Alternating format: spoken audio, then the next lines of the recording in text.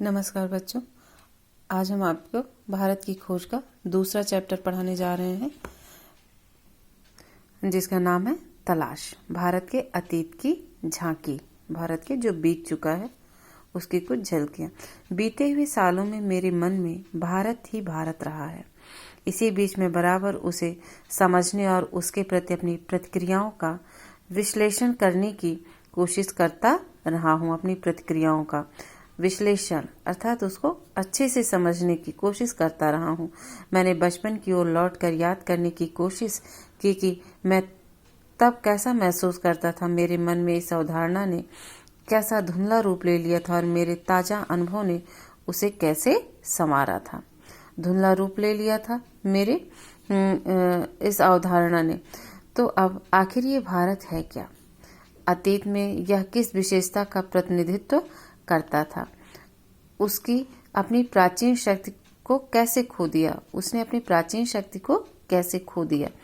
क्या उसने इस शक्ति को पूरी तरह खो दिया है? विशाल जनसंख्या का बसेरा होने के अलावा क्या आज उसके पास ऐसा कुछ बचा है जिसे जानदार कहा जा सके? आधुनिक विश्व से उसका तालमेल किस रूप में बैठता है? इस तरह से क्वेश्चन किसके मन में उठ रहे हैं? पंडित जवाहरलाल नेहरू के विषय में, कि मतलब कुछ बचा है, इसकी केवल एक विशाल जनसंख्या का समूह बसेरा ही रह गया है। भारत मेरे खून में रचा बसा था। इसके बावजूद मैंने उसे एक बाहरी आलोचक की नज़र से देखना शुरू किया। अर्थात जब आप आलोचक की नज़र से देखते हैं तो उसकी कमियां और अच्छाइयां दोनों दिखती हैं। तो इसीलिए जवाहरलाल नेहरू जी कह रहे हैं कि मैं एक आलोचक की नज़र से देखना शुरू किया। ऐसा आलोचक जो वर्तमान के साथ साथ अतीत मतलब जो बीत गया है, अतीत के बहुत से अवशेषों को जिन्हें उसने देखा था नापसंद करता था।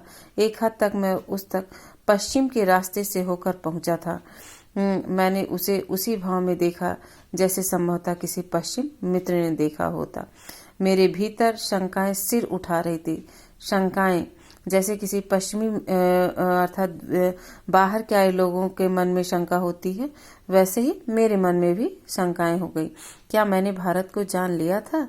मैं जो उसके अतीत की विरासत के बड़े हिस्से को खारिज मतलब हटा करने का साहस कर रहा था। अतीत के विरासत के बड़े हिस्से को, अर्थात जो बीत गया सो बीत गया, तो उसके जो बहुत बड़ी विरासत है अतीत का, भारत का, उसको हटा ही देना चाहता था। लेकिन अगर भारत के पास वह कुछ नहीं होता जो बहुत जीवंत और टिकाऊ रहा है, वो बहुत कुछ जो सार्थक है, तो भारत का वजूद उस रूप में नहीं होता जैसा आज है, और वह हजारों वर्ष तक अपने सभ्य अस्तित्व की पहचान इस रूप में कदापि बनाए नहीं रख सकता था।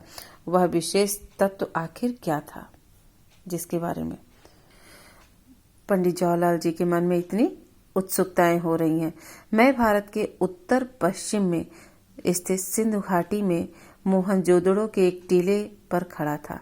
ये कहाँ है? अब यहाँ पे क्वेश्चन है कि भारत के उत्तर और पश्चिम में स्थित सिंधु घाटी कहाँ पे है? उत्तर पश्चिम। मोहनजोदड़ो के एक टीले पर खड़ा था। मेरे चारों तरफ उस प्राचीन नगर के घर और गलियां बिखरी थीं, जिसका समय और 5000 वर्ष पहले बताया जाता है। साथ ही ये भी कहा जाता है कि वहाँ एक प्राचीन और पूर्णतः विकसित सभ्यता थी। इनके स्थायी रूप से टिके रहने का कारण है इसका ठेठ भारतीयपन, और यही आधुनिक भारतीय सभ्यता का आधार है। यह विचार आश्चर्यचकित कर देता है कि कोई संस्कृति या सभ्यता इस प्रकार 5-6 हजार वर्ष या उससे भी कुछ अधिक समय तक निरंतर बनी रहे। ये किसको आश्चर्यचकित कर रही है? पंडित जवाहरलाल नेहरू को, कि ये 5-6 इसकी सभ्यता इतनी सुदृढ़ और सभ्य समाज की झलकियां थी जो कि 5-6 हजार वर्ष के बाद भी मौजूद है, उससे भी कुछ अधिक बनी रहे, वो भी बराबर परिवर्तनशील और विकासमान रहकर। मोहनजोदड़ो की एक नाली और उसका विशाल प्रवेश द्वार विकासमान रहकर फारस मिस्र, ग्रीस, चीन, अरब, मध्य एशिया और भूमध्य सागर के लोगों से उसका बराबर निकट संपर्क रहा।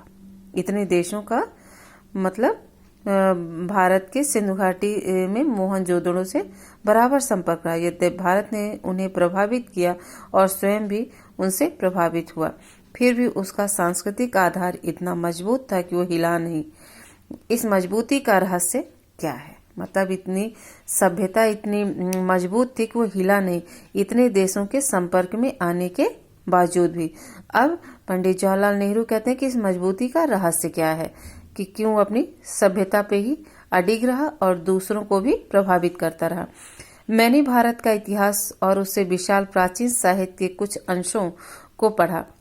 मुझ पर विचारों की तेजस्विता, भाषा की स्पष्टता और उसके पीछे सक्रिय मस्तिष्क की समृद्धि ने गहरा प्रभाव डाला। मैंने उस पराक्रमी यात्रियों के साथ भारत की यात्रा की जो सुदूर अतीत में यहाँ चीन या पश्चिमी और मध्य एशिया से आए थे और अपनी यात्राओं की दास्तान छोड़ गए थे। मैं पूर्वी एशिया, अंगकोर, बोरोबुदूर और बहुत सी जगहों में भारत की उपलब्धियों के बारे में सोचने लगा। मैं उस हिमालय पर घूमता रहा जिसका पुराने मिथकों और दंत कथाओं के साथ निकट संबंध है और जिसने हमारे विचारों और साहित्य के को बहुत दूर तक प्रभावित किया है। पहाड़ों के प्रति मेरे प्रेम ने और कश्मीर के साथ मेरे खून के रिश्ते ने मुझे उनकी ओर विशेष रूप से आकर्षित किया। इस महान पर्वत से निकलकर भारत के मैदानों में बहने वाली भारत की विशाल नदियों ने मुझे आकर्षित किया और इतिहास के अनगिनत पहलुओं की याद ताजा की। इंडस या सिंधु, जिसके आधार पर हमारे इस देश का नाम पड़ा, इंडिया और हिंदुस्तान। इंडस या सिंधु, इंडिया और हिंदुस्तान, जिसके आधार पर हमारे देश का नाम पड़ा और जिसे पार करके हजारों वर्षों से यहाँ जातियां और कबीले, काफिले और फौजें आती रहीं। ब्रह्मपुत्र इतिहास की मुख्य धारा से लगभग कटी हुई है। वह पुरानी कहानियों में आज भी जीवित उत्तरी पूर्वी पहाड़ियों के हृदय में पड़ी गहरी दरारों के बीच से बरबस मार्ग बनाती हुई, कहाँ से? उत्तरी पूर्व पहाड़ियों के बीच में भारत में प्रवेश करती है। किधर से प्रवेश करती है? उत्तरी पूर्वी पहाड़ियों के हृदय में पड़ी गहरी दरारों के बीच से बरबस मार्ग बनाती हुई भारत में प्रवेश करती है और फिर पहाड़ों और जंगलों से भरे मैदानों के बीच शांत रमणीय धारा के रूप में बहने लगती है। यमुना, जिसके चारों ओर नृत्य, उत्सव, नाटक से संबद्ध न जाने कितनी पौराणिक कथाएं एकत्र हैं। यमुना, इन सब से बढ़कर है भारत की नदी गंगा, जिसने इतिहास के आरंभ में ही भारत के हृदय पर राज किया और लाखों की तादाद में लोगों को अपने तटों की ओर खींचा है। प्राचीन काल से आधुनिक युग तक गंगा की गाथा भारत की सभ्यता और संस्कृति की कहानी है। मैंने पुराने स्मारकों और भग्नावशेषों को और पुरानी स्मारकों और भग्न मूर्तियों और भित्ति चित्रों को देखा। कौन कौन सा? अजंता, एलोरा, एलिफेंटा की गुफाओं और अन्य स्थानों को देखा। मैंने आगरा और दिल्ली में कुछ समय बाद बनी खूबसूरत इमारतों को भी देखा, जहां का प्रत्येक पत्थर भारत के अतीत की कहानी कह रहा था। मैं अपने शहर इलाहाबाद में या फिर हरिद्वार में महान स्नान पर्व कुंभ के मेले में जाता हूँ और देखता हूँ कि वहाँ अब भी सैकड़ों और हजारों की तादाद में लोग आते हैं, वैसे ही जैसे हजारों वर्ष के उनके पुरखे गंगा स्नान करने के लिए भारत के सभी कोनों से आते रहे हैं। मुझे 1300 साल पहले चीनी यात्रियों और कुछ दूसरे लोगों द्वारा लिखे इन पर्वों के वर्णनों की याद आ जाती है, लेकिन जो कि उस समय भी ये मेले पुराने पड़ चुके थे और अनजाने प्राचीन काल में गुम हो गए थे। मुझे हैरत होती है कि वो कौन सी प्रबल मीन्स तेज आस्था थी जो हमारे लोगों को अनगिनत पीढ़ियों से भारत की इस प्रसिद्ध नदी की ओर खींचती रही है। मेरे अध्ययन की पृष्ठभूमि के साथ इन यात्राओं और दौरों ने मिलकर मुझे अतीत में देखने की अंतर्दृष्टि दी। मेरे मन में भारत की जो तस्वीर थी उसे धीरे धीरे सच्चाई का बोध घर करने लगा। मेरे पूर्वजों की भूमि में ऐसे जीते जागते लोग आबाद हो गए जो हंसते रोते थे, प्यार करते थे और पीड़ा भोगते थे। इन्हीं में ऐसे लोग भी थे जिन्हें जिंदगी की जानकारी और समझ थी, और इस अतीत के सैकड़ों सजीव चित्र मेरे मन में भरे थे। जब भी किसी जगह जाता था, उस विशेष स्थान से संबद्ध चित्र तत्काल मेरे सामने आ खड़ा होता था।